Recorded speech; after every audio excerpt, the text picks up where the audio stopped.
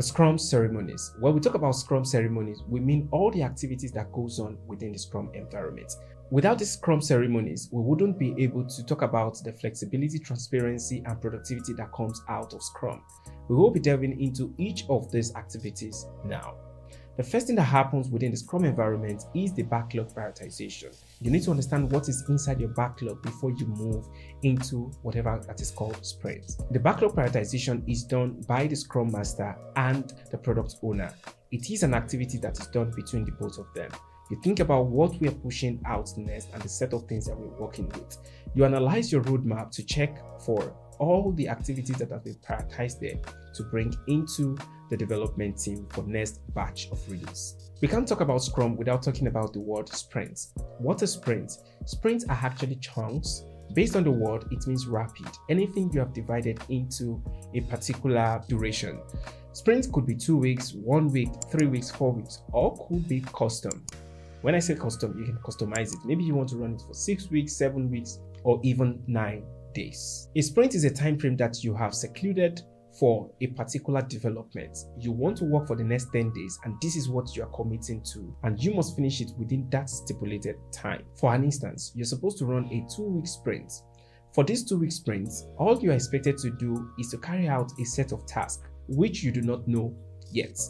You get into your backlog that has been prioritized between you and the product owner, although the product owner is the one majorly responsible for the deliverables of backlog prioritization.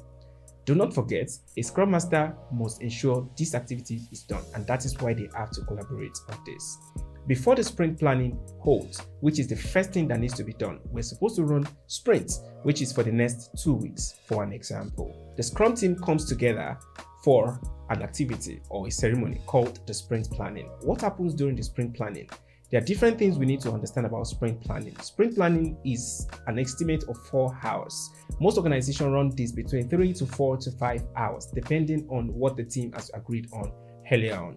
Do not forget, the goal is to ensure you plan all the features that you're supposed to work on for the next 2 weeks. Let's talk further about how this sprint planning is carried out. The whole team, the dev team, the product owner, and the Scrum Master come together to do this. The leader of this sprint planning is the Scrum Master. You call the whole team and you let them know what you're going to be doing for the next 2 weeks. You set a goal. We're definitely going to be launching certain features within the next 2 weeks. But then let's see how far we can go. There's several terminologies that you need to understand during the sprint planning. There's something called story points, and there are other things called velocity. The team velocity is the total number of story points that could be carried out within a particular sprint. The sprint velocity is calculated based on knowing what has been done in the past by the Scrum team. Knowing the sprint velocity helps you to know how far you can go and the number of things you can take along. For an instance, if all that can be carried out within a sprint is 40 story points based on the team capacity. What is story point? Story point is an estimation that you do for each developer. If a task is expected to be carried out for 2 days, you might have agreed in your team that 4 hours is dedicated to a story point for any task.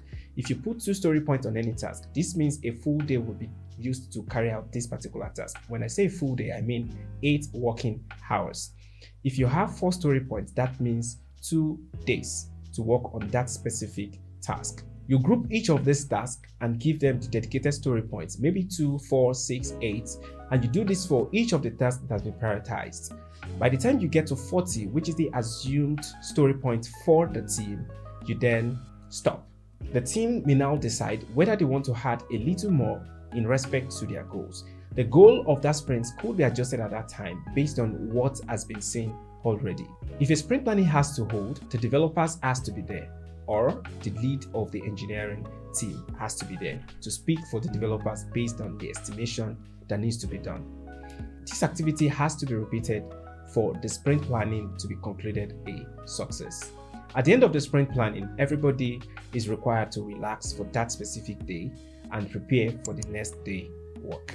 When everybody resumes the next day, the next thing that has to happen is called the daily stand-up. Some people call it the daily scrum. You come in to talk to your Scrum Master about what you've done the previous day and what you'll be doing today. If you had any blockers or impediments during the previous day, you need to state it why you were not able to complete any task. Every individual is expected to discuss what they have to discuss within a minute. The daily stand-up is expected to last between 10 to 15 minutes of the day. The daily stand-up is expected to be repeated for the next 10 working days. When I say 10 working days, it means you do not count weekends during the sprint. If you are supposed to run a 2-week sprint, we calculate 4 days for your weekends, then 10 working days for the whole sprint. You do this for 10 days for your daily stand-up. After repeating the daily stand-up for a period of 10 days, the next thing you have to do is the sprint review. What is sprint review? Sprint review is an activity or a ceremony that is carried out by the Scrum Master and the Scrum team. Every member of the team has to be present to talk about what has been developed over the past 10 days. Well, there's something called increment. Increment is actually what you are able to develop within the 10 days, which can be called tangible products, tangible solution that you have provided within the 10 days. You bring this and you demo everything. Maybe what you have done is to add a forgot password feature or even one-time password into your application.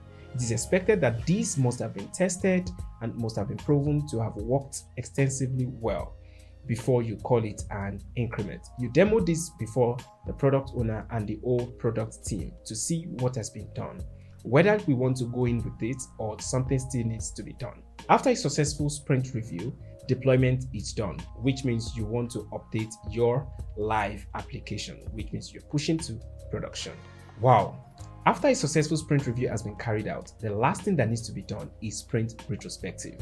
So, sprint retrospective is not always the 10th thing.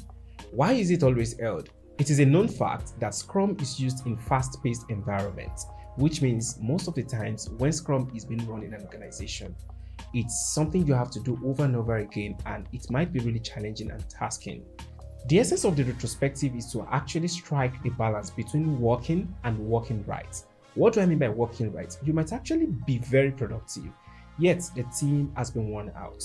So to avoid burnout within the product team, you might want to do constant checking to ensure we are doing well or we need to improve on certain things. The sprint retrospective is an activity that is run to check the mental health or the mental state of the team and also to analyze how better they can do. There are 3 major things you can talk about within the retrospective. Number 1, what have we done well during the last sprint? You praise yourself, you talk about the good things that you have done. The next thing you talk about is what could we have done better, which are maybe you don't like some things that have been done. You need to see how you can do those things better. Maybe some guys have blockers within the product team or within the engineering team throughout the sprint. Someone was not available. You discuss all of that. Then you talk about the next thing you can try next. The next things could be proposed solution from the identified problems. Sometimes you might talk about the things that puzzles you. What do I mean by that? Things that you are not comfortable with. Maybe somebody was not responsive throughout the sprint. You might add this or whatever column you want to add into this. The retrospective is also an avenue to praise your team, to also encourage your team and motivate your team or appreciate them towards what has been done over time. Every good team that you have seen, there lies something, appreciation over time. If you're a product manager, you should learn to praise your team and also appreciate them for the work done at every point in time. Maybe I should say, good job done. As a product manager, you might find yourself doubling as both the product manager and the Scrum Master. Sometimes you might find yourself being the product manager, product owner, as well as the Scrum Master, which means you might be facilitating the Scrum activities. You need to understand what each of these activities, the people and the ceremony is all about. If you're a product manager, you're a product specialist who has gained something new from this video, and you also like me to talk about something else in product management, kindly put this in the comment section. Also, to support this channel, you should subscribe and also turn on your notification bell so you would always receive new videos that come up on this channel. Thank you and bye for now.